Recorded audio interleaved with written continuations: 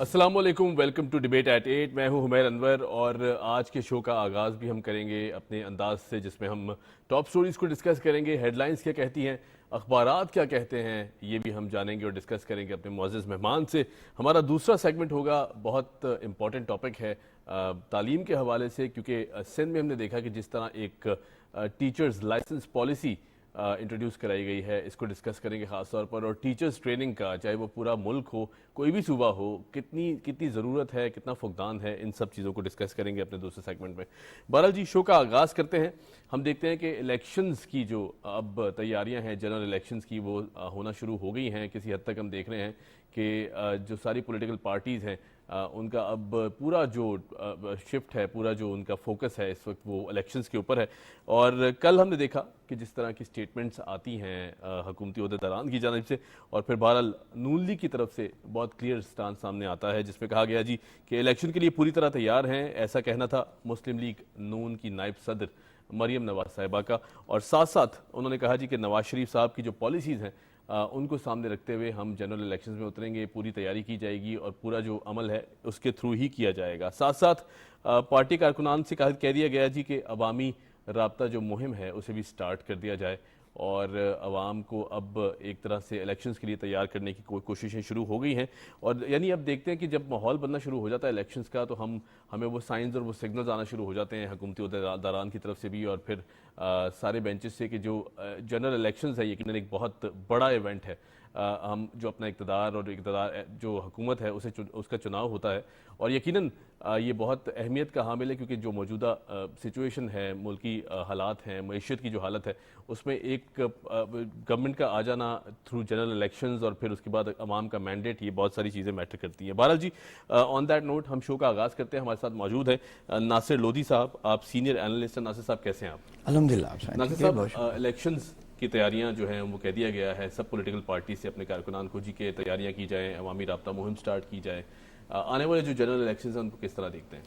دیکھیں، ایک تو وہ جو پروپیگنڈا کی پوری کمپین لانچ کی گئی تھی پچھلے ایک سال سے، جی، پچھلی حکومت کی جانب سے، وہ جی پچھلی جو گورنمنٹ رہی ہے اس جی کی جانب سے وہ دم توڑ گئی. جو کہ پہلے دن سے سب لوگ کہہ رہے تھے کہ آئین کے مطابق جی جب اسمبلیوں کا پیریڈ کمپلیٹ ہوگا، ان کا جو ٹینر کمپلیٹ ہوگا، تو خود بخود الیکشن ہو جائیں گے. جی تو بجائے اس کے کہ ہم اس ملک میں اسٹیبلٹی رکھیں، ملک میں استحکام رکھنے کے بجائے جی اس جو جلوس جلسے اور دھرنوں کے بجائے آئین کو فالو کریں. جی اور پاکستان کا آئین کے اندر ہر چیز کی باقاعدہ گنجائش موجود ہے، صحیح.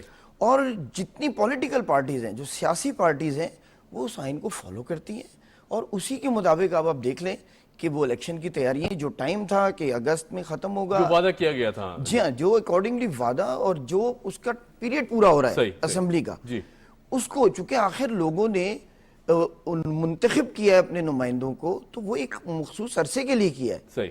تو وہ نہ تو پہلے توڑی جا سکتی کسی کی فرمائش پر، جی جی آئین سے ماورا کوئی اقدام نہیں کیا جا سکتا. صحیح. کچھ لوگوں کا خیال تھا کسی ایک صوبے میں الیکشن کرا دو، باقی سب جگہ پاکستان نہیں ہے شاید، ہاں وہاں کسی اور کا آئین چلتا ہے. صحیح. تو یہ ایسا ممکن نہیں ہے. ہمیں اس وقت جو حالات ہے اس میں جتنے استحکام کی ضرورت ہے اور باقاعدہ پولیٹیکل پروسیس کو کمپلیٹ ہونے کی ضرورت ہے، اپنی مدت پوری کرنے کی ضرورت ہے اسمبلیوں کی، اور وقت پر الیکشن. آج آپ دیکھ لیں کہ تمام جو پولیٹیکل لیڈرز ہیں، جو نمائندے ہیں، وہ سب الیکشنز کی ڈیٹ اناؤنس کرنے جا رہے ہیں، الیکشن کی تیاری کر رہے ہیں. یہ اس بات کا واضح ثبوت ہے کہ جو سیاسی پارٹیاں ہیں وہ پاکستان کے آئین کے ساتھ ہیں. وہ یہ سمجھتی ہیں کہ پاکستان میں جو بھی ترقی ہوگی وہ عوام کے ووٹ سے ہوگی اور عوام کی طاقت سے ہوگی. بالکل ٹھیک، بالکل ٹھیک. میں یہاں پہ پوچھنا یہ چاہوں گا، کیونکہ ظاہر ہے جب کولیشن گورنمنٹ نے ٹیک اوور کیا، ایک آئینی پروسیس تھا، عدم اعتماد کے ذریعے حکومت حاصل کی گئی. اس کے بعد جو ہے وہ اسمبلیز میں سرگرم رہے. ہم نے دیکھا کہ جس طرح مہنگائی کے لیے بہت کام کرنے کی کاوشیں کی گئیں، پھر اس کے بعد معاشی چیلنجز بھی تھے. ہم نے دیکھا کہ ساری جو پولیٹیکل پارٹیز ہیں انہوں نے مل کر اپنی جو سیاست تھی، یا جو سیاسی اختلافات تھے، یا جو سیاسی ڈفرینسز تھے، ان کو ایک سائڈ پہ رکھا. ملک کا سوچنے کے لیے اس سارے پروسیس میں جو ہے وہ آگے رہے اور ساتھ مل کر بیٹھے. اور یقیناً بہت احسن انداز سے یہ جو ٹینیور ایسے بھی کمپلیٹ کرنے جا رہے ہیں. اب آپ کو نہیں لگتا کہ جو پچھلی حکومت تھی اس نے ہمیشہ یہ ہتھ کنڈے لگائے کہ جی نہ تو ملک چلنے دیں گے اس وقت بھی، اور نہ اس کے بعد بھی جو آگے آنے والی حکومتیں ہیں ان کو بھی ملک چلانے دیں گے، اور پھر الیکشن کی جو رٹ لگا رکھی تھی اس حوالے سے بھی تھوڑا سا دیکھیں جو پچھلی گورنمنٹ تھی وہ اب تو سب کچھ عیاں ہو گیا، کچھ کہنے کی ضرورت نہیں ہے، اب تو وہ خود بیان دے رہے ہیں کہ وہ کہاں سے لانچ کیے گئے تھے اور کیسے ہوا تھا. تو ان کا مقصد عوام سے ووٹ لے کر آنا تھا ہی نہیں، عوام کے مسائلز کے اوپر بات کرنا تھا ہی نہیں، ان کے اپنے اغراض و مقاصد تھے. یہی ایک فرق ہے کسی بھی ایک سیاسی پارٹی میں اور ایک اس طرح کی جو پارٹی جس کو کچھ لوگ پروڈیوس کرتے ہیں. تو یہ جو عوام کی طاقت سے لوگ آتے ہیں وہ عوام کے مسائل پر بات کرتے ہیں. اگر عدم اعتماد کی تحریک آئی تھی تو وہ ایک اپوزیشن میں بیٹھ کے بہت اچھا کردار ادا کر سکتے تھے عوام کے حقوق کے لیے. صرف عوام کے حقوق کی جنگ اقتدار میں رہ کر نہیں لڑی جاتی، اپوزیشن میں رہ کر بھی لڑی جا سکتی ہے. اور جن مسائلز کے اوپر یہ پی ڈی ایم کی گورنمنٹ یا کولیشن جو گورنمنٹس ہے وہ کام کر رہی تھی، اس وقت ضروری تھا کہ اپوزیشن کا کردار ادا کرتے اور مثبت سوچ کے ساتھ عوام کے لیے، اس پاکستان کے لیے، کیونکہ پاکستان سب سے پہلے جو بھی لوگ ہیں، جو پارٹیاں ہیں، جو لیڈرز ہیں، وہ اگر پاکستان ہے تو موجود ہیں، پاکستان نہیں ہے تو کچھ بھی نہیں ہے. تو یہ تجربات اب بند ہونے چاہیے اور جو سیاسی گراس روٹ لیول سے جو لوگ اوپر جاتے ہیں انہیں کو رہنا چاہیے. اور یہ اس بات کا ثبوت ہے کہ آپ کے سامنے ہے کہ اب آپ الیکشنز کی اناؤنس ہو گیا اور جو کردار ایک سیاسی پارٹی کی حیثیت سے ادا کرنا چاہیے تھا عدم اعتماد کے بعد، وہ ادا نہیں کیا. صحیح. اچھا بالکل ٹھیک. اچھا الیکشنز کی بات کریں تو اب ظاہر ہے جو آنے والے الیکشنز ہیں، جنرل الیکشنز یقیناً بہت اہمیت کے حامل ہیں، کیونکہ جو پولیٹیکل ٹرموائل کریٹ کیا گیا پوری سوسائٹی میں، پاکستانی سوسائٹی میں، پھر اس کے بعد ہم نے دیکھا کہ جو چیلنجز تھے فائنینشیل، جس میں ہمارے وفاقی وزیر خزانہ بار بار جو ہے وہ سٹیٹمنٹس دیتے رہے کہ ایسا کچھ نہیں ہے، نہ ملک ڈیفالٹ کی طرف جا رہا ہے اور نہ جانے دیں گے، چاہے آئی ایم ایف ہے ساتھ یا نہیں ہے. یہ بار بار سٹیٹمنٹس دی گئی، ان کی طرف سے عوام کو تسلی دی گئی. اب آنے والے جو الیکشنز ہیں ان کو آپ نہیں سمجھتے کہ بہت یونیک قسم کے الیکشنز ہوں گے، بہت چیلنجنگ بھی ہو سکتے ہیں؟ جی بالکل چیلنجنگ الیکشن ہے، کیونکہ عام آدمی اس بجٹ کے گورکھ دھندے کو نہیں سمجھتا. عام آدمی اس کرنسی کی ڈیویلیویشن، ویلیویشن، فیولز کی پرائسز کو نہیں سمجھتا. عام آدمی کے لیے بنیادی ضروریات اس کے لیے اہم ہے کہ ایکسیسیبلٹی آسان ہو جائے. ان کے لیے ضروری ہے کہ آٹا سستا ملے، بالکل ایسے. ان کے لیے ضروری ہے کہ بجلی کا بل کم ہو، ان کے لیے ضروری ہے کہ ان کو ٹرانسپورٹیشن اور بنیادی سہولتیں جو ہیں ان کو آسانی سے اور کم قیمت میں میسر ہوں. تو اس کے لیے یقیناً یہ الیکشن جو آنے والا الیکشن ہے وہ بڑا مختلف ہوگا. اس میں جن لوگوں نے اپنا سیاسی کیریئر داؤ پہ لگایا اس ملک کی خاطر، ہو سکتا ہے وہ سفر کریں. اب عام لوگوں تک وہ اپنا پیغام کس طرح پہنچاتے ہیں یہ بڑا اہمیت کا حامل ہوگا. اور وہ عام آدمی تک اپنا میسج کنوے کرنے کے بعد یہ ان کو سمجھا سکتے ہیں کہ یہ جو قربانیاں عوام اور وہ مل کر دے رہے ہیں، اس میں یقیناً ہماری آنے والی نسلوں کی بہتری کا معاملہ ہے. بالکل ایسے.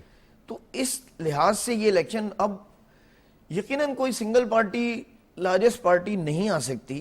جو الیکشن کا ماحول نظر آ رہا ہے اور جس طرح کے کمپینز چل رہی ہیں، لیکن میں یہ سمجھتا ہوں کہ تمام سیاسی پارٹیز کو اپنی سیاسی جماعتوں کی وابستگی سے ہٹ کر پاکستان کی خاطر، اب یہ کوئی ایک سیاسی پارٹی ان معاملات کو حل نہیں کر سکتی. بالکل اس وقت پاکستان سب سے پہلے ہے. جو معاشی مسائل ہیں، جو ہمارے ایتھنکس پرابلمز ہیں، جو ہمارے مختلف طریقے سے لوگوں نے، دشمن قوتوں نے ہمارے اندر جو پیدا کر دیے گئے ہیں، ان سب کے خاتمے کے لیے ضروری ہے کہ ایک ہو کر اس ملک کی خاطر کام کریں. صحیح. اچھا ناصر صاحب، میں اخبارات کی طرف بڑھوں گا اور جو آج کی ٹاپ ہیڈ لائنز ہیں وہ ڈسکس کرنا ضروری ہیں. اردو اخبار یہ کہتے ہیں جی کہ ترقی کا سفر روکنے والوں کو قوم معاف نہیں کرے گی. پرائم منسٹر شہباز شریف کا ایسا کہنا تھا. اور یقیناً ہم دیکھ رہے ہیں کہ جو 9 مئی کے انسیڈنٹس تھے، خاص طور پر بار بار سٹریس دیا جا رہا ہے کہ کبھی کسی کو اجازت نہیں دی جائے گی کہ قانون ہاتھ میں لیا جائے. ہمارے جو ڈیکوریٹڈ ادارے ہیں، عسکری ادارے ہیں، ان کے خلاف کوئی ایسی کیمپین آئندہ کسی کو اجازت نہیں دی جائے گی کہ چلائی جائے، کیونکہ ظاہر دشمن ایجنڈا ہے. اگر ہم خود ہی کریں گے تو پھر ہم میں اور دشمن میں فرق نہیں رہ جائے گا. کیا کہیں گے؟ اچھا، اس میں دو پہلو ہیں آپ کے سوال کے. پہلا تو ہے ترقی کے سفر کو روکنے والوں کو معاف نہیں کیا جائے گا. تو اس میں اگر آپ دیکھیں تو جو لاسٹ گورنمنٹس کو جب ختم جی کیا گیا جی پاناما کیس کے اوپر، بالکل تو اس وقت ہمارا جی ڈی پی 5.8 تھا، بالکل تھا. اور پھر وہ جو ترقی اس وقت ہو رہی تھی، ایک سی پیک کا بڑے پروجیکٹس چل رہے تھے، بلینز آف ڈالر کی انویسٹمنٹ آ رہی تھی، اور فورن انویسٹمنٹس کے اوپر لوگ جی کام کر رہے تھے. جی میں خود ان دنوں بیلجیم گیا ہوں ایک کانفرنس اٹینڈ کرنے کے لیے، تو یورپ بڑا ہوپ فل تھا، اور وہ بڑے مطلب انٹرسٹ شو کر رہے تھے کہ ہم نے انویسٹمنٹ کرنی ہے پاکستان کے اندر. صحیح. اس کے بعد جو کچھ ہوا اور جس طرح ملک کے نظام کو بگاڑا گیا، تو آپ کے سامنے وہی جی ڈی پی مائنس پر چلا گیا. جی بالکل. 2019 میں وہ 0 پوائنٹ سم تھنگ پہ گیا اور اس کے بعد مائنس پہ چلا گیا. مائنس پہ تو کبھی 75 سال میں نہیں گیا پاکستان کا. نہیں گیا بالکل. جی اسی کا یہ نقصان آج تک بھگت رہے ہیں ہم. اچھا وہ جی ڈی پی، وہ ترقی کے سفر کو روکا گیا. آج ہم جو بات کر رہے ہیں یا پرائم منسٹر صاحب نے کہا ہے، وہ اسی کی بات کر رہے ہیں. آئندہ اس طرح کا کوئی ایڈونچر کرنے کی اجازت نہیں دی جائے گی. بالکل صحیح. اور دوسرا جو معاملہ وہ 9 مئی کا ہے، اصل میں 9 مئی اللہ کا نظام ہے. جی اس نے لوگوں کو ثابت کرنا ہوتا ہے جی جی کہ وہ حقیقت میں کیا ہے. صحیح صحیح. وہ جو سیاسی اندر کی لبادہ چیز اوڑھ باہر آ کے، جاتی ہے. وہ جو سیاسی لبادہ اوڑھ کے جو لوگ موجود تھے ان کو اوپن کر دیا کہ ان کے اصل مقاصد کیا ہیں. صحیح. ان کا اصل مقصد یہی ہے کہ وہ پاکستان کے جو محترم ادارے ہیں جن سے عوام اٹیچ ہے، جن کے بارے میں عوام سننا پسند نہیں کرتی، ان کے خلاف پروپیگنڈا کر کے، ایک زہریلا پروپیگنڈا کر کے ان کے خلاف کیا جائے. وہ پاکستان کے ادارے جو ساری رات بارڈر پہ جاگتے ہیں تو ہم سوتے ہیں، وہ پاکستانی ادارے جو مائیں جو ان جوان بچوں کو جوان کرتی ہیں اور پھر ہماری خاطر وہ جا کے فاٹا میں لڑتے ہیں، وہ جا کے بارڈر پہ کھڑے ہوتے ہیں، ان اداروں کو بدنام کرنے کے لیے، ان شہداء کی یادگاروں پہ جو حملے کیے تو وہ ثابت کیا انہوں نے کہ وہ ملک کے خیر خواہ نہیں ہیں. صحیح. وہ ملک کے خلاف کسی گھناؤنی سازش کا حصہ ہیں، شاید ان کو خود نہ بتاؤ. بالکل. اور آج بدقسمتی یہ ہے، جو صاحب ان سے حلف لے رہے تھے ایسا کرنے کے لیے 9 مئی پہ، آج وہ کہہ رہے ہیں کہ وہ ہمارے ساتھ ہی نہیں ہے. وہ ایجنسیوں کے بندے ہیں. مطلب آپ نے پوری ایک جنریشن کو خراب کیا، ان کے ذہنوں کو خراب کیا، اور اس کے بعد آپ آج اپنی خاطر اپنے آپ کو بچانے کے لیے ان کو اون کرنے کے لیے تیار نہیں ہیں. 9 مئی کے واقعات پر یہ 9 طرح کے یوٹرن لے چکے ہیں. اور آخری یوٹرن میں انہوں نے یہ کہا ہے کہ مجھے وعدہ معاف گواہ بنا لو، میں خود بتاؤں گا کون کون لوگ تھے 9 مئی میں. یہ ایک بڑے حیرانگی کی بات ہے. اب یہ عوام کو سوچنا چاہیے کہ ہمیں کب تک لوگ اسی طرح اپنے اغراض و مقاصد کے لیے استعمال کرتے رہیں گے. صحیح. اچھا اگر نواز شریف صاحب کی بات کریں تو کل ان کی طرف سے بھی ایک سٹیٹمنٹ آتی ہے جس میں انہوں نے سگنل دیا جی کہ الیکشن کی تیاری کی جائے اور ساتھ ساتھ جو اب آنے والی سچویشن ہے اس پر بھی غور کیا جائے. نواز شریف صاحب کا کہنا تھا جی کارکنوں نے ثابت قدمی سے ظلم کا مقابلہ کیا، الیکشن کی تیاری کی جائے، ایسا کہنا تھا مسلم لیگ نون کے قائد نواز شریف صاحب کا. جی ہاں بالکل. جو سیاسی پارٹیاں، پاکستان پیپلز پارٹی ہو چاہے پاکستان مسلم لیگ نون ہو، دیکھیں ان کی پوری ایک تاریخ ہے. مظالم برداشت کرنے کی تاریخ ہے. بالکل. اور شور نہیں مچایا گیا. شور نہیں. یہ نہیں کیا کہ جا کے 2 دن بعد پریشان ہو گئے. یہ نہیں کیا کہ جی ایچ کیو پہ حملہ کر دیں جا کے. یہ نہیں کیا کہ پاکستان کے اداروں پہ حملہ کر دیں. بالکل ایسی ہے. بلکہ سزائیں برداشت کی، ملک سے جانا برداشت کیا. یعنی کہ آپ دیکھیں کہ بوڑھا باپ ان کا نواز شریف صاحب کا بیمار ہے، دفنانے کے لیے آنے نہیں دیا گیا ان کو. پھر اس کے بعد وائف ان کی محترمہ کلثوم نواز صاحبہ بستر مرگ پر ہیں، اور ان کو چھوڑ کے وہ پاکستان کی خاطر واپس ہے. یہ سیاسی لیڈر ہوتے ہیں. صحیح بات. وہ انہوں نے عدالتوں کو فیس کیا. آ کر عدالتوں کو فیس کیا. وہ آ کر انہوں نے اپنے کارکنوں کو یہ نہیں کہا کہ میں عدالتوں میں جاؤں تو آپ یہ کر دینا اور ملک میں جلاؤ گھراؤ کا ماحول پیدا کر دینا. اور ایک ٹائم تھا ڈیلی پیشی تھی. صبح کے ٹائم وہ حاضر ہوتے تھے، عدالت میں پیش ہوتے تھے. 150 سے زیادہ پیشیاں بھگتی ہیں. جی بالکل. 150 سے زیادہ نواز شریف صاحب نے پیشیاں بھگتی ہیں. بالکل. ان کی بیٹی نے بھگتی ہے. پھر اس کے بعد جیل سے جب مریم نواز کو اریسٹ کیا ایک باپ کے سامنے، تو وہ ایک واقعہ ایسا تھا کہ جس پہ کارکنوں کے اندر اشتعال تھا بڑا. بالکل ایسے تھا. اس موقع پر بھی انہوں نے لوگوں کو کہا کہ کام رہا جائے. بالکل ایسے. ملک ہمارے لیے ضروری ہے. جی صحیح. اچھا ترقیاتی اگر فنڈز کی بات کی جائے تو ایک کل قومی اسمبلی میں ڈسکشن زیر بحث آتی ہے، اور آج کی جو ٹاپ سٹوری وہ یہ کہتی ہے جی قومی اسمبلی کا سیشن ترقیاتی فنڈز کا ضیاع روکنے کی قرارداد منظور.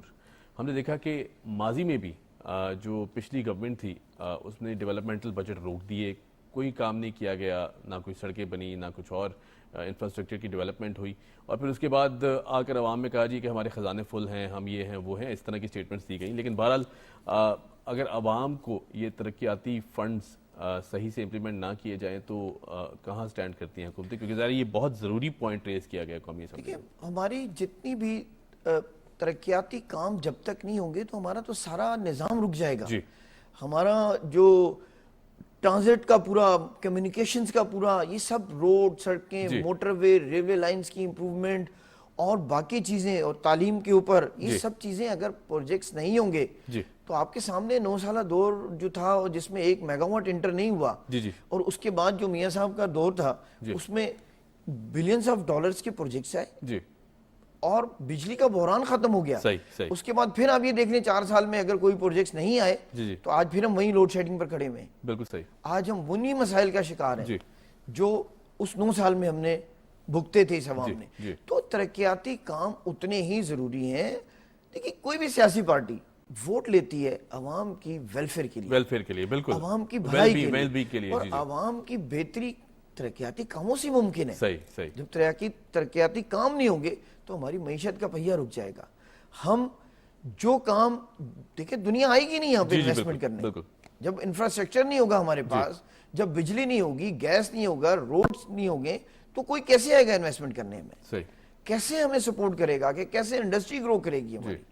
جب انڈسٹری گرو نہیں کرے گی تو روزگار کے مواقع کیسے ملیں گے؟ پھر یہ ترقیاتی پروجیکٹس میں ہم ایگریکلچرز کے اوپر فوکس کرنے کی بڑی ضرورت ہے. ایگریکلچر جو ہماری ریڑھ کی ہڈی ہے, بالکل. اور آج یہ دور یہ ہے کہ ہر وہ انڈسٹری ترقی کرے گی جس کا را مٹیریل لوکل ہوگا. صحیح. تو اس میں اگر آپ دیکھیں تو ہمارے جو 70% ہم ایگریکلچر کہتے ہیں ہم ملک ہیں, تو وہاں پہ ہمیں کاٹن امپورٹ نہیں کرنی چاہیے. صحیح. اس کے پروجیکٹس لانے چاہیے, اس سیڈز پہ کام ہونا چاہیے, گندم کی سیڈز کی وہ ہائیبرڈ کوالٹیز ہمیں امپروو کرنی چاہیے, جہاں پر ایکڑ کاشت ہماری بڑھ جائے. ہمیں گندم امپورٹ ہی نہیں کرنی چاہیے, بدقسمتی سے ہم امپورٹ کر رہے ہیں. ہم 5ویں بڑے ملک ہیں دنیا میں جو دودھ کی پیداوار کرتے ہیں, اور ہم دودھ امپورٹ کرتے ہیں. تو اس کے اوپر گورنمنٹس کو پروجیکٹس لانے چاہیے. تو یہ سب ترقیاتی کام جب ہوں گے, ڈیولپمنٹ کی چیزیں ہوں گی, تو لوگ اس پر انویسٹمنٹ کریں گے, اور مختلف پروجیکٹس کے اوپر گورنمنٹ اس پہ لوگوں کو آگاہی پرووائڈ کرے گی اور ان پہ انویسٹمنٹس کے پلان دے گی. جو ایس ایم ایز ہیں ہماری, اسمال میڈیم انٹرپرائزز جو ہیں, وہ ان پر بہت سارے پروجیکٹس لا سکتی ہیں. تو جس سے ہمارا کسان ترقی کرے گا. جو ہم کہتے ہیں 70% ہمارا ایگریکلچر بیسڈ کنٹری ہے, اکانومی ہے, تو اس میں جب تک ہم کسان کو با اختیار اور ترقی کی طرف نہیں لائیں گے, اور اس کا ایک ہی طریقہ ہے کہ ہم نئی ایجادات کے اوپر کام کریں, جو گورنمنٹ ادارے ہمارے R&D کر رہے ہیں اس کی امپلیمنٹیشنز کرائیں اور اس پہ پروجیکٹس لے کر آئیں. تو ہم آج جو 50 سے 55 من پر ایکڑ گندم لے رہے ہیں, وہ ہم 140 پر لے جا سکتے ہیں. ہم لے کر گئے. کارن کے اوپر آپ یقین کریں 14 سے 15 من پر ایکڑ کراپ تھی, ایلڈ آ رہی تھی. آج 116 سے 120 من پر ایکڑ کراپ ہے. اس کا فائدہ کیا ہوا؟ رفان میں جو جتنے بھی پروڈیوسرز ہیں سٹارچ کے اور اس کارن آئلز کے, ان کو سستے داموں را مٹیریل ملنے لگا, تاکہ وہ کم پرائس پہ, جب وہ کم پرائس پہ ملے گا تو اسی کے مطابق وہ پرائسز کنٹرول ہوگی. بالکل صحیح. تو یہ پوری اکانومی کو ہمیں سب سے پہلے ایگریکلچر کو سپورٹ کرنا ہے. ایگریکلچر کو سپورٹ کریں گے تو کاٹن بہتر ہوگی, ہمیں شوگر بہتر ہوگی, اسی طرح ہماری دوسری انڈسٹری کارن ہے, ویٹ ہے, سویا بینز آئلز ہیں, ہمارے جتنے کنولاز ہے, سورج مکھی, ان سب چیزوں کو کے اوپر ہمیں بہت زیادہ کام کرنے کی ضرورت ہے. تو وہ انشاءاللہ تعالیٰ جو گورنمنٹ جس طرح پروجیکٹس پہ بات کر رہی ہے, کینولا کے اوپر اور اسپیشلی جو زیتون کے اوپر, آلیو کے اوپر, جو چکوال اور اس ڈویژن میں گورنمنٹس کام کر رہی ہے, وہاں پہ انڈسٹری لگا کر دے رہی ہے, تو وہ بڑا پازیٹیو ہے کسانوں کے لیے. بالکل ٹھیک. اچھا ناصر صاحب, پوائنٹ ویل ٹیکن. میں ایک اور اہم جو نیوز سٹوری ہے اسے ڈسکس کروں گا کیونکہ ٹائم ہمارے پاس شارٹ ہے. کاروبار بند ہو رہا ہے, نہ کوئی بے روزگار ہوگا, ایسا کہنا تھا فائنانس منسٹر اسحاق ڈار صاحب کا. آپ کو نہیں لگتا کہ ہی از دی اونلی مین اسٹینڈنگ, کہ جن کو ہم نے بہت آئسولیٹ کر دیا ہے, बहैसियत कौम या पाकिस्तानी होने की हैसियत से हमें उन पर भरपूर ट्रस्ट करना चाहिए कि उनकी कोशिशें और काविशें, ज़ाहिर है जिस तरह अभी हमने देखा कि पेट्रोल को सस्टेन किया जा रहा है, IMF का प्रेशर होने के बावजूद सब्सिडी दी जा रही है, 12 रुपये कम किए गए, 8 रुपये कम किए गए, और रिलीफ के जो एफर्ट्स हैं वो जारी हैं, लेकिन वो उनको हमने कहीं ना कहीं अपने फाइनेंस मिनिस्टर साहब को हमने आइसोलेट कर दिया है। हम उन पर उस तरह ट्रस्ट नहीं कर रहे जिस तरह हमें करना चाहिए, उनको सपोर्ट करनी चाहिए, कहीं ना कहीं ट्रस्ट डेफिसिट है। हाँ बिल्कुल ऐसा है। देखिए इसमें जो इम्पोर्टेंट चीज़ है वो ये है जी कि हमारा ट्रेड डेफिसिट बहुत बड़ा है, जी इंपोर्ट ज़्यादा है, एक्सपोर्ट कम है। जी अच्छा, जो अभी हमने रिजर्व्स हमारे पास तो थे ही नहीं, हमने भी ये किया, जो हमारी जो फाइनेंस मिनिस्टर हैं, जो इंपोर्ट्स के ऊपर कुछ दिनों चीजें रोकी, बैन लगाया गया। जी बिल्कुल, बैन लगाया, लेकिन जरूरी भी उसमें था, आई थिंक मेरे ख्याल से। जरूरी था। बहुत जी। सारी लग्जरीज आइटम्स बिल्कुल जिनकी जरूरत नहीं है। हमारा अलमिया हाँ, तो ये सही बात, है सही बात। कि हम दरख्त और पौधे भी इंपोर्ट कर रहे थे, बिल्कुल ऐसी, बिल्कुल ऐसी, बिल्कुल हम फिश इंपोर्ट कर रहे थे शादियों में खाने के जी लिए। जी जी जी तो वो पैसा है जिसको रोका गया। सही।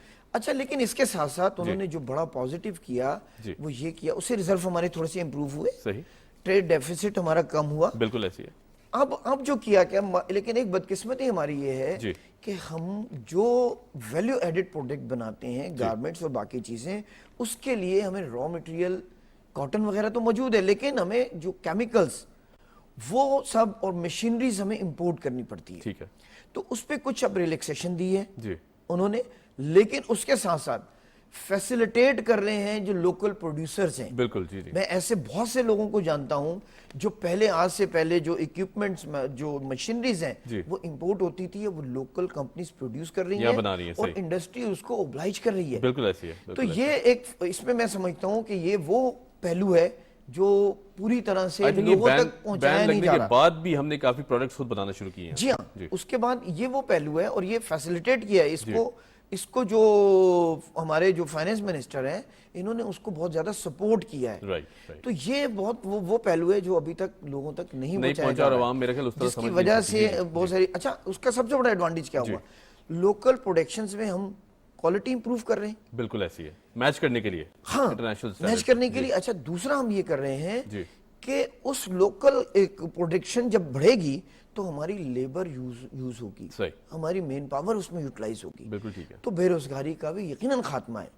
तो हम, जो लोग ये कहते हैं कि हमें बहुत लग्जरी गाड़ियां नहीं इंपोर्ट करने दी जा रही, जो कह रहे हैं हमारी शादियों की तकरीब के लिए फिश इंपोर्ट नहीं करने दी जा रही, जो कह रहे हैं हमें फैंसी फ्लावर्स और ट्रीज नहीं इंपोर्ट करने जा रहे हैं, तो मेरी उनसे दरख्वास्त है, भाई मुल्क की खातिर सोचें।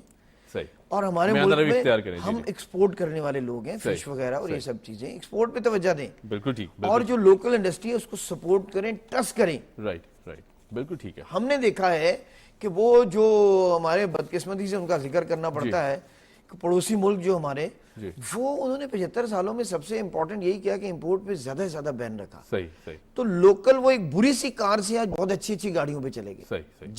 जब वो तजर्बात कंटिन्यू करते रहे, राइट अपनी प्रोडक्ट पे ट्रस्ट करते रहे। बिल्कुल ठीक तो है। यही हमें करना होगा, राइट, और राइट। यही हमारे फाइनेंस मिनिस्टर चाह रहे हैं। जी। इसी के लिए वो डिफरेंट पॉलिसीज के ऊपर काम कर रहे हैं। राइट। नासिर साहब बहुत शुक्रिया, thank you so much for joining us. Nasir Lodhi साहब हमारे साथ मौजूद थे। यहाँ लेते एक छोटी सी ब्रेक, और ब्रेक के बाद जब बात करेंगे तालीमी निज़ाम पर, तो ज़रूर देखिएगा। Keep watching debate eight 8।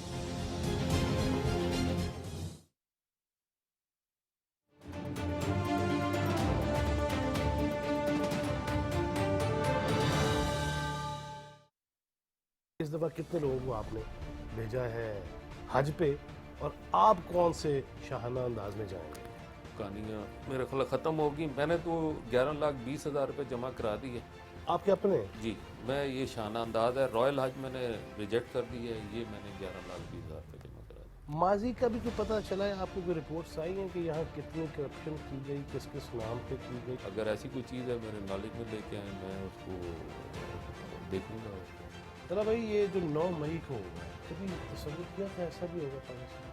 तो वाक़यात देखे दुख हुआ। आप के हवाले से ये है कि आप बड़े कुछ सख्त मिजाज हो, मैं तो बड़ा सीधा साधा सा आदमी हूँ। जैसे चेहरा इतना आपका क्यों संजीदा रहता है, हंसते क्यों नहीं? इश्क भी किया तो मेरी शादी बहुत जल्दी हो गई थी, और मौका ही नहीं आया फिर।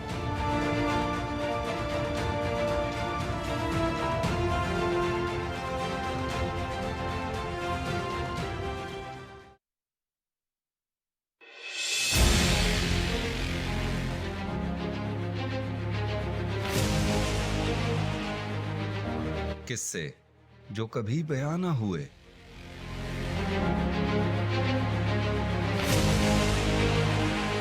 सकाफतें जो कभी आम ना हुई,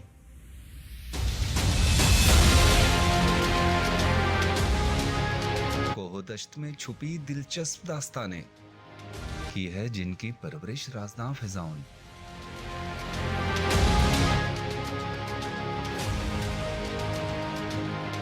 मैं हूं इरफान मलिक और मैं लेकर जाऊंगा आपको एक ऐसे सफर पे जहां मिलेंगी अनकही दास्तानें, तारीख के रंग, दिलफरेब रहन सहन। सफर करेंगे हम बर्फज़ारों से नीलवों पानियों तक और दिखाएंगे ऐसे मुकामात जो हैं वतन की पहचान, पहचान पाकिस्तान। देखिए प्रोग्राम पहचान पाकिस्तान इतवार शाम 6:30 बजे सिर्फ PTV न्यूज़ पर।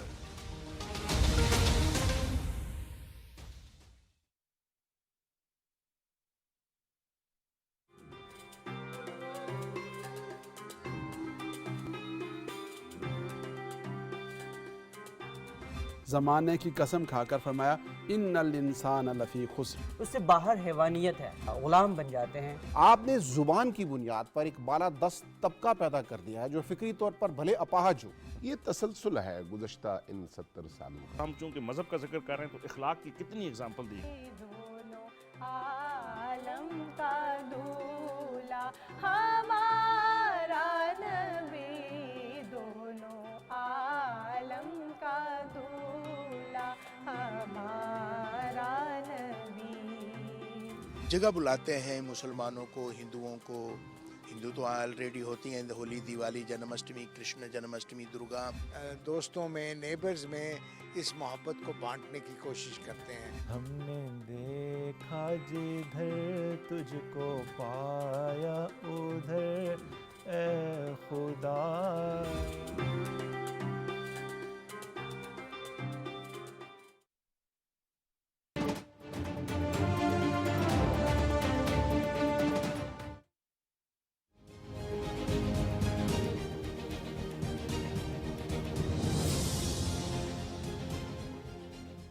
Welcome back after the break. और ब्रेक से जाने से पहले हम बात कर रहे थे कि जो तालीमी निज़ाम है उसमें हमने देखा कि जिस तरह विफाक भी बहुत काम कर रहा है। इस दफ़ा बजट में भी जो एलोकेशन है वो खासी अच्छे तौर पर उन्होंने विफाकी हुकूमत ने दी है।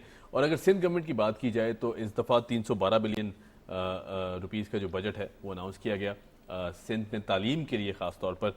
और हम देखते हैं कि जिस तरह की पॉलिसीज़ पर काम किया जा रहा है सिंध में, हमने देखा कि सिंध कैबिनेट ने अप्रूवल दी कि टीचर्स लाइसेंस पॉलिसी होनी चाहिए और टीचर्स को जो लाइसेंसेज हैं ये देने चाहिए ताकि जो तालीमी निज़ाम है उसमें घोस्ट असातिज़ा या फिर इस तरह का जो सिचुएशन थी उससे दूर रहा जा सके। और जो मेरिट पर टीचर्स आगे आते हैं उनको आगे आने दिया जाए और मेरिट को प्रमोट किया जाए। ख़ासतौर पर हम देखते हैं जी कि वफाकी सतह पर हो या फिर सूबाई सतह पर तालीम को बहुत फ़रोग़ को देने की कोशिश की जा रही है हुकूमतों की जानिब से। और इस तरह के जो प्रैक्टिकल स्टेप्स लिए जा रहे हैं अब ये यकीनन बहुत ज़रूरी भी थे और काबिल सताइश भी है। ख़ासतौर पर जो सिंध टीचर्स एजुकेशन डेवलपमेंट के तहत अब टीचर्स को ये लाइसेंस पॉलिसी पर इम्प्लीमेंट कराया जाएगा, ये भी एक बहुत अच्छा इकदाम है। और यकीनन अब टीचर्स जो हैं वो भी सिक्योर फील करेंगे अपनी जॉब्स को लेकर या फिर अपने फ्यूचर को लेकर कि जिनके पास ये लाइसेंस होगा डेफिनेटली बहुत एक्रीडेटेड होंगे, उन पर ट्रस्ट भी किया जाएगा, उनकी जो तालीमी जो काबिलियत है उसको भी सामने लाया जाएगा। ऑन दैट नोट जी हमारे साथ मौजूद हैं हमीद अलवानी साहब, सीनियर एजुकेशनिस्ट हैं, किसी तारीफ के मुताबिक। हमीद साहब कैसे हैं आप? अल्हम्दुलिल्लाह मैं ठीक हूँ, आप कैसे हैं? अल्लाह का शुक्र ठीक ठाक। हमीद साहब टीचर्स जो लाइसेंस पॉलिसी है अब हम देखते हैं कि सिंध ने ख़ास तौर पर बड़ा प्रैक्टिकल स्टेप लिया है और असातिज़ा की भी सुन ली है ख़ास तौर पर, क्योंकि हम देखते थे कि चाहे गवर्नमेंट सतह हो प्राइवेट सेक्टर में भी इस तरह की बहुत सी सिचुएशन का सामना रहा कि जहां मेरिट पर टीचर्स को आगे नहीं आने दिया जाता। और फिर ज़ाहिर है उनकी जो एक काबिलियत है, एक टेन्योर उन्होंने गुजारा है इस एजुकेशन सिस्टम में, उसको भी सबोटाज किया जाता था कहीं ना कहीं। आपको लगता है कि अब निज़ाम में कुछ बेहतरी आ सकती है through this teachers licence policy? देखें ये बहुत बड़ा माइलस्टोन है, बहुत हिस्टोरिकल एक उन्होंने माइलस्टोन किया है कि टीचर्स को लाइसेंस के हवाले से। अब देखें ना, हम अगर यहाँ से 4 मुसाफिर भी किसी गाड़ी में बैठते हैं تو بھی اس ڈرائیونگ لائسنس کی ضرورت پڑتی بالکل ہے. ایسی ہے. یہ تو آپ کی مستقبل کا، آپ کی نسلوں کا جو ہے اس کا پورا ڈیپینڈ کرتا ہے کہ اس ٹیچر کے اوپر، اسی پہ ہماری نسلیں، ہمارا معمار کھڑا ہوتا ہے. تو اس لیے اس کا لائسنسنگ، اور میں سمجھتا ہوں کہ سندھ جو ہے پہلا پروونس ہے پورے پاکستان میں جس نے یہ لائسنس پالیسی بنائی ہے، اور اس پہ بہت ڈیلیبریشن ہوئی ہے، بہت ڈسکشن ہوئی ہے.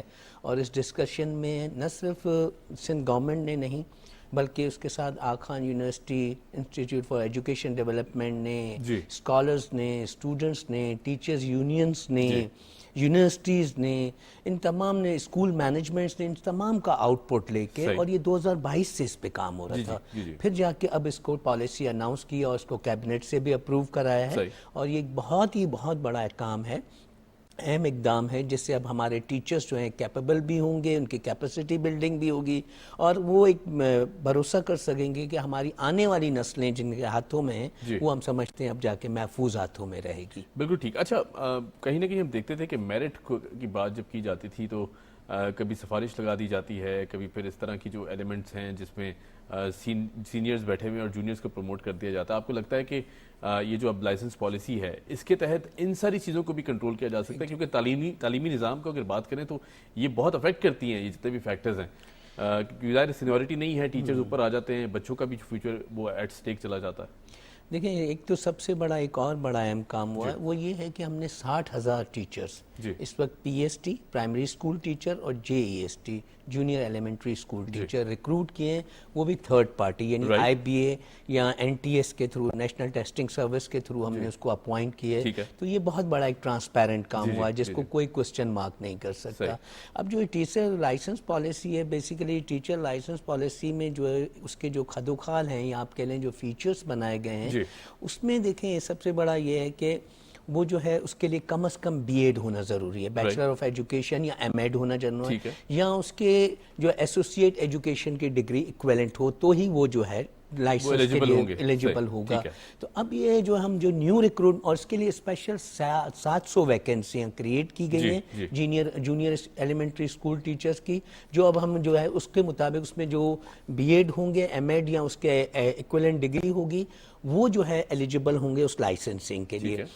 اور وہ لائسنس میں اپیئر ہو کے لائسنس ان کو ملے گا، اس کے بعد جا کے ان کی ریکروٹمنٹ ہوگی. تو یہ ایک بڑا ایک ٹرانسپیرنٹ ہے.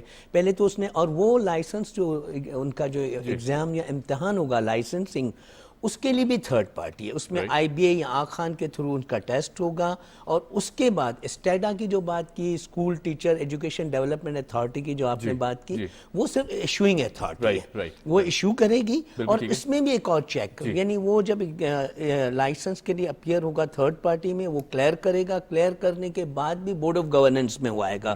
بورڈ آف گورننس میں دیکھیں گے اس میں کوئی ڈسکرپنسی تو نہیں ہے، اس میں کوئی اور چیزیں تو نہیں ہے، میلافائٹ کوئی ایسے چیزیں نہیں ہیں، دین اسٹیڈا جو ہے اس کو ایشو کرے گا لائسنس. تو یہ اس سے ایک بڑی ٹرانسپیرنسی اور میریٹوکریسی کو بڑا اپ گریڈ ہوگی. یہ تمام چیزیں جو جنرل پرسپشن یہ ہوتا تھا کہ جی ٹیچرز کی بس سیاسی نوکریاں دی جاتی ہیں یا دے دیا جاتا ہے، ان کو اکوموڈیٹ کیا جاتا ہے یا انٹرٹین کیا جاتا ہے.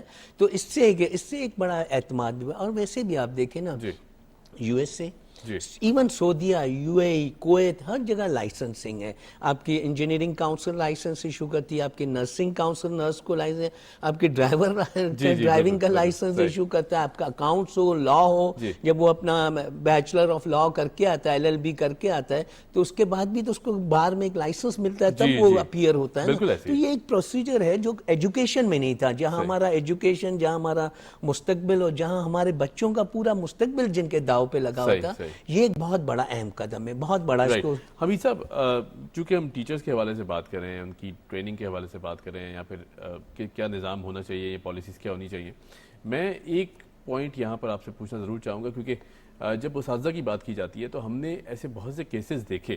اللہ کا شکر ہے، I been a student of very good teachers, مجھے بڑے اچھے ٹیچرز ملے، لیکن ہر بچہ اتنا وہ نہیں ہوتا، لکی نہیں ہوتا کہ انہیں جو استاد ملتا ہے وہ بہت اچھا ملے یا پھر ویل ٹرینڈ ملے.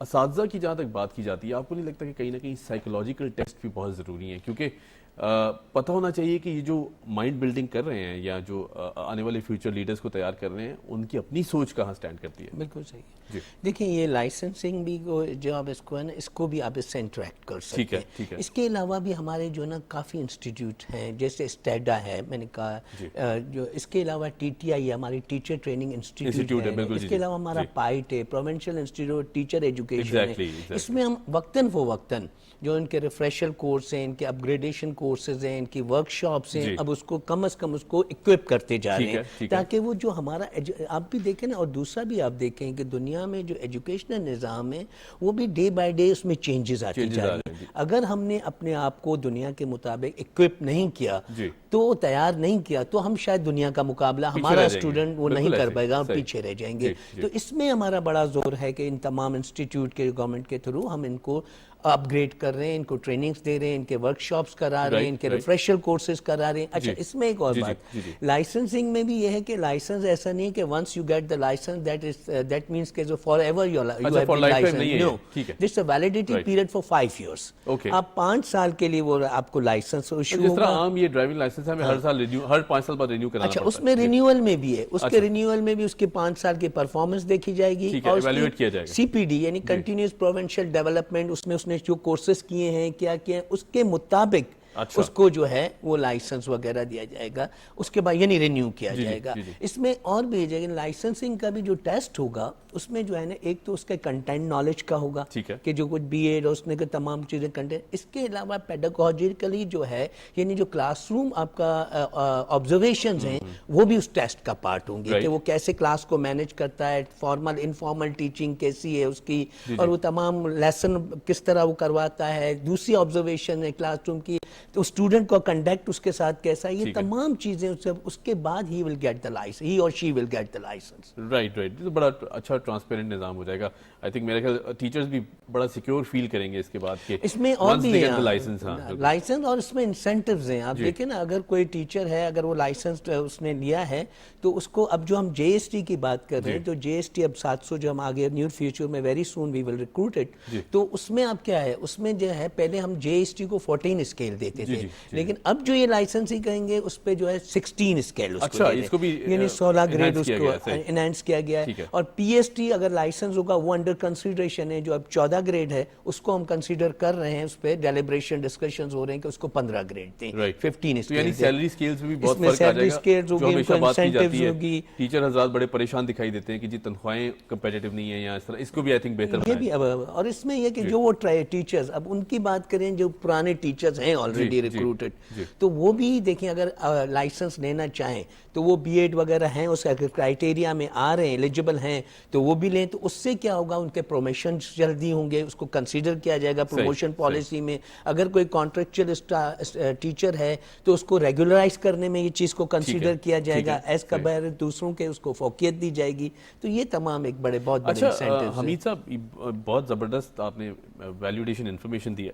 میں یہاں یہ پوچھنا چاہوں گا، میرے ذہن میں ایک سوال آ رہا تھا کہ کیا پرائیویٹ سیکٹر میں بھی ٹیچرز کو اس طرح یہ لائسنس ہیلپ کرے گا؟ کیونکہ ظاہر ہے ان کا اپنا نظام ہے، وہاں پر کوئی اتنا چیک اینڈ بیلنس نہیں ہوتا کہ ٹیچر نے بی اے کیا ہوا ہے نہیں کیا ہوا. ہم اکثر دیکھتے ہیں کہ بہت کم تعلیم حاصل کی ہوئی ٹیچرز بھی بچوں کو پڑھا رہی ہوتی ہیں، لو اسٹیٹ گریڈز کی پڑھا رہی لیکن پڑھا رہے ہوتے ہیں.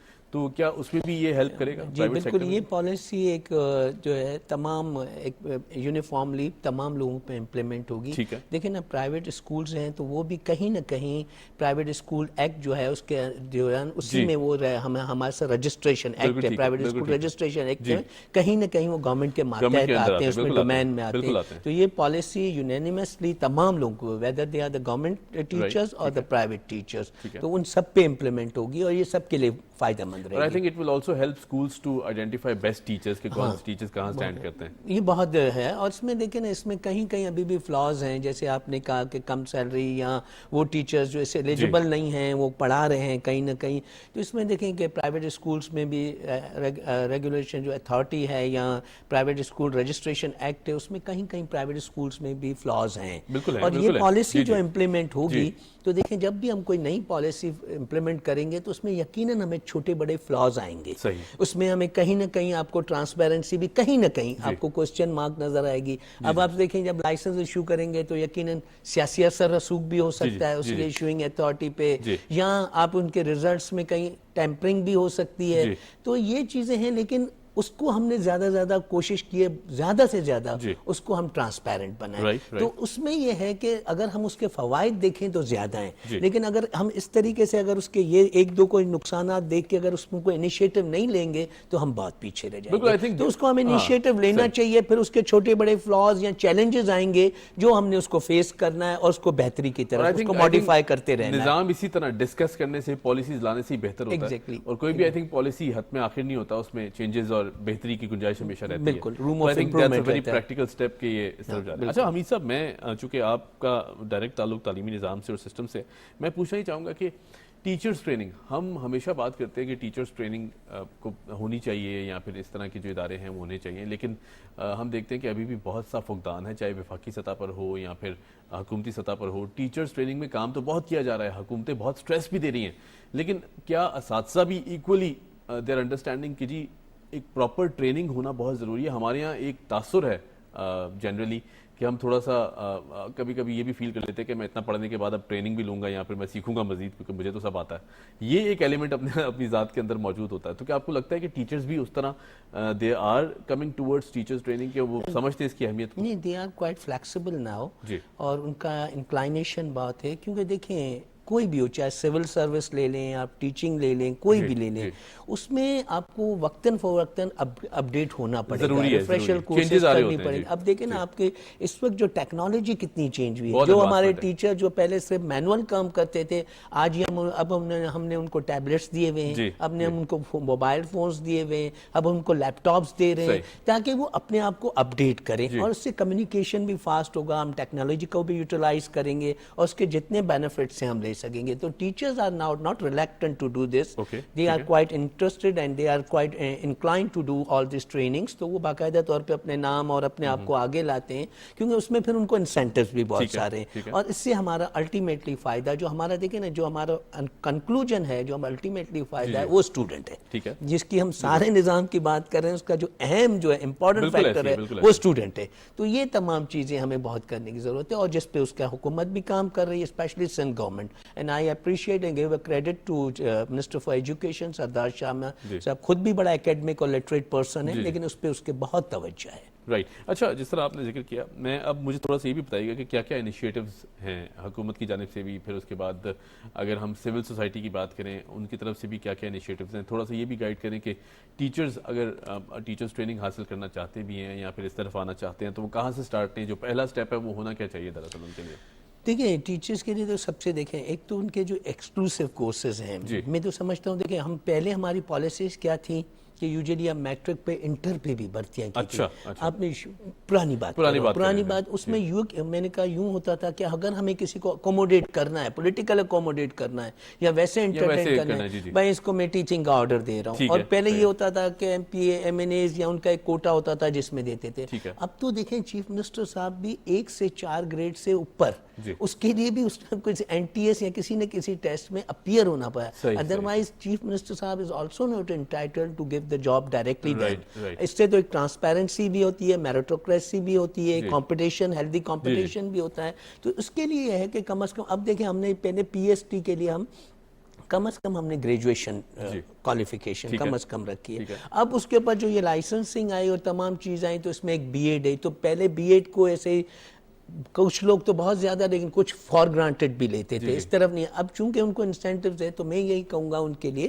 کہ پہلے جس فیلڈ میں وہ جانا چاہتے ہیں تو اس میں جو امپورٹنٹ ڈگریز ہیں، یعنی بی ایڈ ہے، پھر ایم ایڈ ہے، یا اس کے ایسوسیٹ جو بھی ڈگریز ہیں اس کو وہ کریں گے تمام چیز، تو اس کے بڑے ان کو فائدہ ہوگا۔ پھر جو ہمارے اپڈیٹ کرنا ہے ٹیچرز کو، اس کے ریفریشر کورسز کرانا، اس میں بہت ساری چیزیں ہیں۔ اب آپ دیکھیں جیسے ہمارا out of school out of school ہمارا بہت بڑا اور drop out ratio drop out ratio ہمارا بہت بڑا ہے. اور یہ تمام چیزوں کو پہ بھی بہت سارے ہمارے ورلڈ بینک ہے, ایشین ڈیولپمنٹ بینک ہے, یورپین کاؤنسلز کے یونینز کے ساتھ بھی سندھ گورنمنٹ مختلف چیزوں پہ کام کر رہی ہے تاکہ ہم اس کو کم از کم اس کو منیمائز کر سکیں. اس پہ اسپیشلی ہم خواتین بجائے لڑکیوں کے حوالے سے ہم تمام چیزیں کر رہے ہیں کہ ان کو زیادہ سے زیادہ, اور وہ ڈسٹرکٹ جو ولنریبل ہے, اسپیشلی میں اپر سندھ کے کچھ ڈسٹرکٹس کی بات کروں گا, جیکبات ہے, کشمور کنکوٹ ہے, شکارپور ہے, یہ ڈسٹرکٹ جو ہیں بہت ہی جس میں خواتین یا اسپیشلی لڑکیوں کی تعلیم کا نہ صرف فقدان ہے بلکہ بہت زیادہ اس کو وہ انکریجمنٹ ہوتا ہے, کہیں وہ کانسیپٹ ہی نہیں تھا, جو کانسیپٹ ہی نہیں تھا. اور تمام اب یہ چیزیں ڈے بائی ڈے, اور یہ جیسے میں ایک پروجیکٹ لاسٹ ٹائم بھی آپ کو بتایا تھا سلیکٹ کر کے ورلڈ بینک کا پروجیکٹ ہے, اس میں زیادہ تر یہ ولنریبل ڈسٹرکٹس ہی جو ایز کمپیریٹو دوسرے ڈسٹرکٹ کے بہت پیچھے ہیں, اس کو ہم نے ٹارگیٹ کیا ہے with the concern of the world bank کی ان کی. تو اس میں بہت بڑا وہ کام ہو رہا ہے تاکہ ہم اپنے بچوں کو اپ گریڈ, اب اس میں کیا ہے کہ دیکھیں ایک پرائمری اسکول ہے, اس کے بعد جو ایلیمنٹری اسکول وہاں ہوتا نہیں تھا, جو 5 کلومیٹر ہوتا تھا تو لوگ جو ہے ڈسکریج ہوتے تھے, اب کون جائے, غربت ہے, مہنگائی ہے. اب اسی پرائمری اسکول کو ہم اپ گریڈ کر کے وہاں ایلیمنٹری کر رہے ہیں, اور وہیں ہم ٹیچرز کو ماسٹر ٹرینرز کرتے ہیں, ماسٹر ٹریننگ دے رہے ہیں تاکہ ٹیچر بھی اس کے ساتھ ساتھ اپ گریڈ ہوتا جائے. رائٹ. اچھا حمید صاحب, بی ایڈ ایم ایڈ چونکہ ظاہر آپ نے کہا کہ لائسنسنگ کے لیے بہت ضروری ہوگا, بیسک منیمم بی ایڈ ہوگا, جن ٹیچرز نے نہیں کیا ہوا وہ کیا کریں, کیونکہ ظاہر ہے انہوں نے کافی لمبا ٹینیور سرو بھی کر دیا ہے, اب وہ چاہتے ہیں کہ لائسنس بھی حاصل کریں, وہ کیا کریں؟ دیکھیں ایک تو اس میں ہم نے جیسا میں نے آپ کو بتایا نیو ریکروٹمنٹ جو اب کرنے جا رہے ہیں اس کے تو لائسنس کے لیے بی ایڈ وغیرہ ہے. اب جو ٹیچرز ہمارے پاس اس وقت اندازاً ہمارے پاس 1,55,000 1,60,000 ٹیچرز ان گورنمنٹ میں موجود ہیں پریزنٹلی, یہ نیو ریکروٹمنٹ کے ساتھ ہی ساتھ ہماری اس ہر 2-3 سال 5 سال کے درمیان ریٹائرمنٹ بھی بڑھے, کیونکہ اس وقت ایس این ای نہیں تھی اور نیو ٹیچرز کی ریکروٹمنٹ نہیں تھی, تو وہی ہمارے پاس جو بیک لاگ تھا یا جو ہمارے پرانے ٹیچرز تھے اب وہ ڈے بائی ڈے جیسے وقت کے ساتھ ریٹائر ہوتے جا رہے ہیں, جس کے بنیاد پہ ہم آپ نے دیکھا 60,000 ٹیچر ہم نے ریکروٹ بھی کیے. تو یہ اب جو لوگ بی ایڈ کیے ہوئے ہیں اور موجودہ نظام میں آلریڈی ٹیچر ہیں تو وہ بھی لائسنس لے سکتے ہیں, اس کے لیے وہ ایلیجیبل ہیں تو اپلائی کریں اور لائسنس لیں, اس سے ان کا پروموشن جلدی ہوگا, ان کو دوسرے اپ گریڈیشن ملے گی انسینٹیو میں. لیکن جن لوگوں نے کیا ہی نہیں ہے, بی ایڈ ہی نہیں ہے, لیکن وہ ہمارے سسٹم کا حصہ ہیں, پرانے ٹیچرز ہیں, تو وہ اسی چیز پہ, کیونکہ اس میں گورنمنٹ یہ نہیں چاہتی کہ ان کو بے روزگار کریں, ان کو نکالیں, کیونکہ وہ آلموسٹ اب near to about to retirement ہے, تو وہ اب اگر اس کو اپ گریڈ کرنا چاہتے ہیں اپنے آپ کو تو بی ایڈ کریں اور لیں, ادروائز وہ اسی طرح اسی اسکیل پہ رہیں گے. تو اس میں دیکھیں نا ایک میریٹوکریسی بھی ہو رہی ہے, کمپٹیشن بھی ہے کہ جو زیادہ کرے گا اس کو آگے انسینٹیو زیادہ ملے. رائٹ. بہت شکریہ حمید البانی صاحب, thank you so much for joining us. ہمارے ساتھ موجود تھے حمید البانی صاحب, تعلیمی نظام پر ہم نے بات کی, اور جاتے جاتے میں ان کنگ میکرز کو سیلوٹ کرنا چاہتا ہوں جو والد کی حیثیت سے اپنی اولاد کی پرورش کرتے ہیں. پھر اس کے بعد یہاں پہ کہا جاتا ہے کہ ماں اگر بچے کی پرورش کرتی ہے تو باپ ذہنی طور پر ذہن میں اس بچے کو پالتا ہے. یہ بہت بڑی بات ہے, کیونکہ ظاہر ہے جس طرح ہماری جو معاشی نظام ہے یا پھر جس طرح کے چیلنجز ہیں ہماری سوسائٹی میں, ایک باپ کے لیے بہت مشکل ہوتا ہے کہ گھر سے باہر نکلنا, جو حالات ہیں, جو سسٹم ہے, کام کرنا, پھر اس کے بعد بچوں کی پرورش کرنا, اور پھر ان سارے چیلنجز کو فیس کرنا. اور باپ واحد ہستی ہے جی جو دنیا میں آئی تھنک اگر آپ ایکسیل کر رہے ہوں, آگے بڑھ رہے ہوں, تو ہر شخص آپ سے تعصب کرے گا, جلے گا, جلن کی وہ رکھے گا, ایک کیفیت ہوگی اس کے اندر کہ اور ایک عجیب طرح کا حسد ہوگا. لیکن باپ واحد ہستی ہے جو چاہتا ہے کہ جتنا میں نے اچیو کیا میری اولاد یا میرا بیٹا یا میری بیٹی اس سے کہیں گنا زیادہ اچیو کرے. تو آج ہم اس پلیٹ فارم سے, میں اپنے والد صاحب کو بھی اور جو جتنے بھی دیکھنے والے ہیں ہماری عوام ہے وہ سب اپنے والد صاحب کو, اور میری کوشش یہ ہے کہ اسٹیٹس سے باہر نکلیں, یہ جو فیس بک کے اسٹیٹسز ہیں یا پھر انسٹاگرام کی اسٹوریز ہیں ان سے باہر نکلیں, کیونکہ اس سے لگا دینے سے میرا نہیں خیال کہ ہمارے جو بڑے ہیں ان تک وہ میسج پہنچتا ہے. ان کے ساتھ وقت گزاریں, ان کے پاس بیٹھیں اور ان کو ریئلائز کرائیں, اور ہر دن یہ جو 365 دن ہے نا, یہ اپنے والدین کے ساتھ گزاریں, کیونکہ یہ ہستیاں ایک دفعہ چلی جاتی ہیں تو پھر احساس ہوتا ہے کہ والد کیا تھی اور والدہ کیا تھی. یہ بہت بڑا سایہ ہے. بہرحال جی, تمام جو دنیا بھر کے والد ہیں, فادرز ہیں, آج ہم ان کو خراج تحسین پیش کرتے ہیں آن دس فادرز ڈے, اور کوشش کریں گے اور دعا گو رہیں گے کہ اللہ پاک جو ہیں وہ ہمارے والدین کو, ہمارے والد کو بہت لمبی عمر دیں اور صحت کے ساتھ دیں. آن دیٹ نوٹ مجھے دیجیے اجازت. Happy father's day to all the fathers around the world. خدا حافظ. Keep watching the video.